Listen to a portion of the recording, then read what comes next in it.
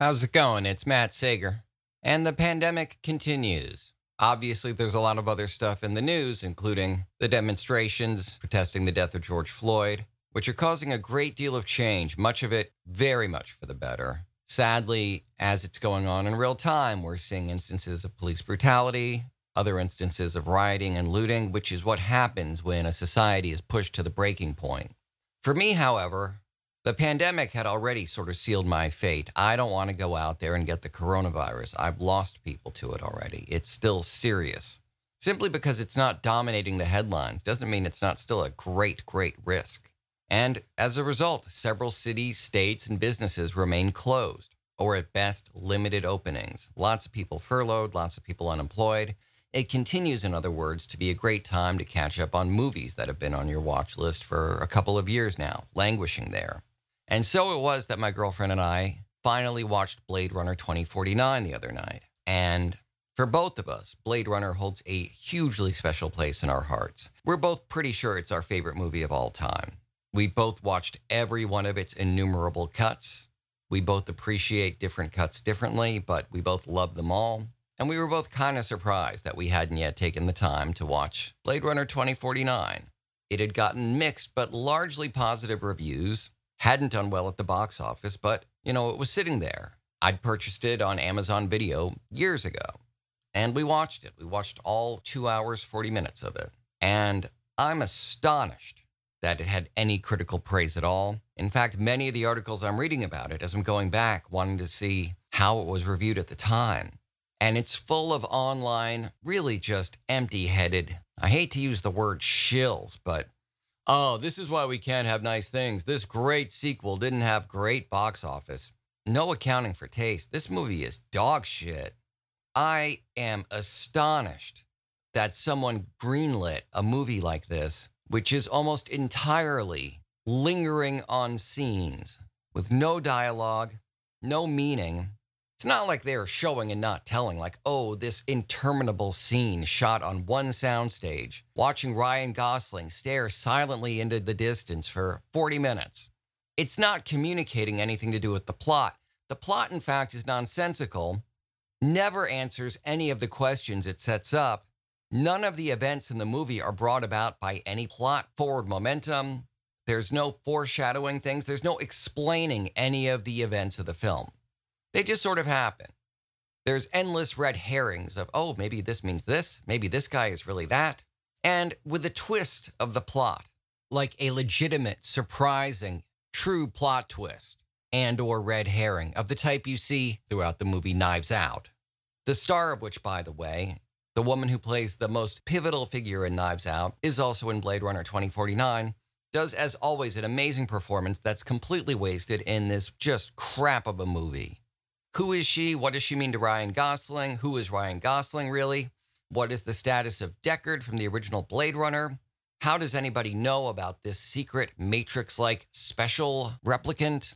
Nothing gets answered. Just lots of long, severely masturbatory scenes. And yes, there are many beautiful shots. And quite often we would say, wow, this is a gorgeous shot. Almost makes it worth sitting through this garbage film. And then 25 minutes go by, and they're still on that same shot, pivoting from angle to angle to angle. And it's like, yeah, we get it. This is a beautiful soundstage. You've got a great director of photography on this movie. Maybe have something happen? Think about it? Nah, nope. Okay. Harrison Ford, if he's trying in this movie, like if he's attempting to do a noir, given up, grizzled, I don't care anymore, detective kind of performance, that's one thing. What it actually looks like, and what is very easy to relate to as an audience member, is that he doesn't want to be in this movie, that he's cranky, that he didn't bother getting a haircut for this movie, he didn't get into shape. He's got no dialogue. He's essentially a prop. It's embarrassing. 3D technology attempts to replicate some sort of simulation of Sean Young, as she was seen in the original Blade Runner. As it is, this movie is as crazy and nonsensical as Sean Young became shortly after Blade Runner. I would have loved to see her make a return and put on a performance problematic and wacky and perhaps troublemaking as it may have been. I don't know if you know this, but many people say that Sean Young kind of went off the deep end after Blade Runner. that at best she became a very difficult person to work with. I don't know if any of that's true. It's certainly more interesting than anything that happens in this 2 hour, 40-minute slog of a movie, and why they would need to drag the name Blade Runner into this. I will tell you this, one of the few good things about this terrible pandemic we're living through and the way it's changing our world, and especially our economy, with the entertainment business severely affected and impacted and changed forever. Perhaps one of the things that will happen going forward, as entertainment becomes more cautious, as every project is not dependent upon billions of dollars to get funding, and therefore not dependent upon a cowardly studio system and needing to rely on previously existing IPs. In other words, had this been a movie not needing to somehow tie itself, and failing to do so, to Blade Runner, had it been an original movie of some sort, with the freedom to perhaps lay out some new ideas, not just be this bland Blade Runner fan fiction that doesn't dare step on the original property, perhaps because of fan loyalty, perhaps because of any number of legal confinements, such as the fact that Blade Runner itself was an adaptation of Philip K. Dick's Do Androids Dream of Electric Sheep. Perhaps there are any number of contractual reasons why this movie could use the Blade Runner name, but only if it failed to tell any kind of story. Failing that, if this was really what the studio and filmmakers had in mind, maybe they could do it in the future without needing to attach it to a beloved franchise and tarnish that franchise. Again, in reading up reviews of this film, I'm finding recent articles saying that Blade Runner 2049 demands a sequel. A sequel is inevitable. The Blade Runner trilogy will happen because there's so many unanswered questions. Yeah, well, they're badly asked. They're not answered.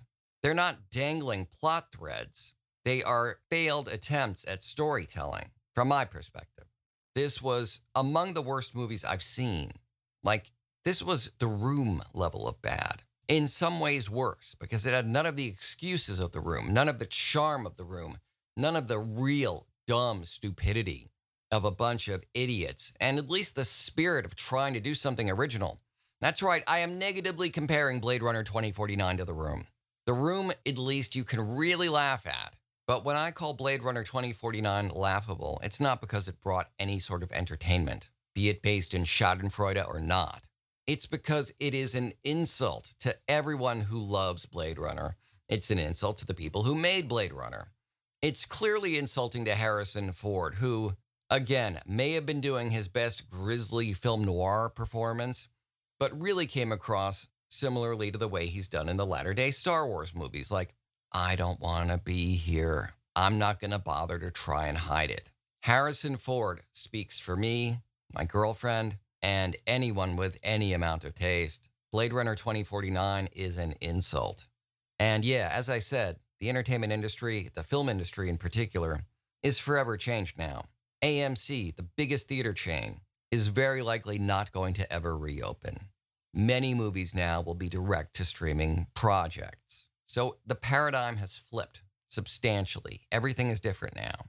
And a movie like this, without any of the awful reasons for why this paradigm shift is happening, without giving any praise in any way, praising, taking joy from this tragic coronavirus situation. It's a nightmare and it's being handled in the worst way imaginable. Nothing good is coming out of it. I'm simply saying in the inevitable new entertainment industry that emerges when this is over, it is perhaps a very good thing that things are going to change. They've got to change. This was such a creative failure. The idea that websites were falling over themselves to praise it and to condemn audiences for not spending $14 or so on a ticket for themselves and a small soda at the theaters because of this film that simply because it bore the Blade Runner name, and again, had a couple of fairly nice lingering shots, had no story to tell, and was a massive waste of time. The idea that websites would fall over themselves to defend it, to champion it, and to demand sequels. Well, I look forward to a brave new world, less dystopian than that. Blade Runner itself now, of course, takes place in the past. The first Blade Runner takes place in 2019, and it was incredibly prescient. Obviously, it predicted many things that did not come to pass, but it predicted our massively corporatized world. It predicted conglomerates that were heartless and crushed people under their thumb. It predicted a world that would create Blade Runner 2049. Blade Runner 2049 predicts nothing. It is a bad disaster robot sci-fi picture.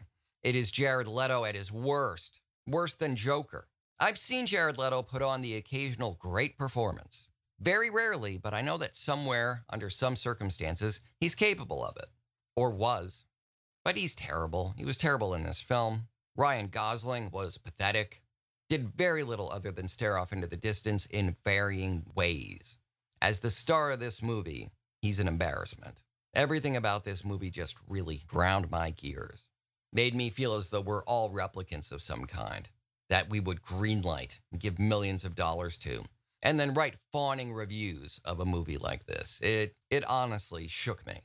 Are our standards really so low? Is the entertainment industry really so enslaved and enthralled to any old IP that they would throw billions of dollars and not even look at the script or glance at the runtime and compare it to the lack of story and slap this across movie screens all around the country and around the world and think that that was somehow a smart decision?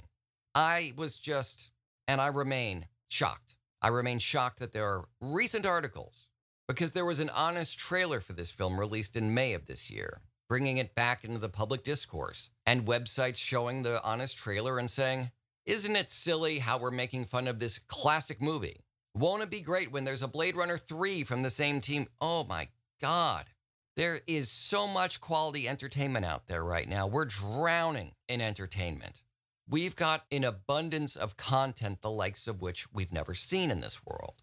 We could do nothing but watch high-quality films, television, and streaming shows, read books of the highest caliber, whatever our tastes. We could do nothing but that and die unfulfilled, having not come close to reading a quarter, consuming a quarter of this media. And yet we want to throw $1 billion at another Blade Runner? Really? Really? After that? A second attempt? I could see that from a completely different team with a completely different set of standards in mind. Sure. But a sequel to Blade Runner 2049? Are you kidding me? I don't understand this world anymore. I know there are way more important things going on in the world right now, and a couple of days this week, I've stopped down to talk about them. Frankly, they are way too serious for this podcast right now. And it's distraction for me. It is comforting in a way as the world burns around us for me to simply talk about entertainment. And that too can really upset me. Blade Runner 2049, I'm not sure I understand anything about anyone who enjoyed this movie. I don't know what sort of conversation we could have, what we might have in common. I don't know what people's standards of entertainment are anymore, whether we've just become so brain dead from, even though there's this mass of wonderful, brilliant entertainment out there. I don't know. Maybe people are so punch drunk from reality TV. Maybe we're so enslaved to IPs after too many years spent cosplaying as our favorite characters that we just can't understand what is good and bad entertainment anymore. Maybe my girlfriend and I are simply missing some great beauty. Maybe unbeknownst to us, despite our very positive attitudes, loving natures, and meditative habits, perhaps we're actually really cranky and have impossibly high standards. But I believe this movie to be dog shit. That is my thesis. It is among the worst films I've ever seen. And again, Blade Runner is pretty much my favorite movie. So that does add to the hurt for me a little bit, sure. But I wouldn't have even sat through the first 5 minutes of this film had it not had the Blade Runner name attached to it. So if you share my opinions, if you disagree with them, either way, I don't honestly have beef of any sort with someone who enjoyed this movie, but I'd be genuinely interested in learning why you did. And if you share my opinion, I'd love to commiserate with you. So please leave a comment. Also, please feel free to follow me on social media. There's links as to how you can do that in this episode's description, as well as links as to how you can support this podcast. If you're checking it out on YouTube, please like, subscribe, hit the bell for notifications, and share. If you're listening on a podcast app or network, please subscribe there, leave me reviews. Thank you very much. I will talk with you soon.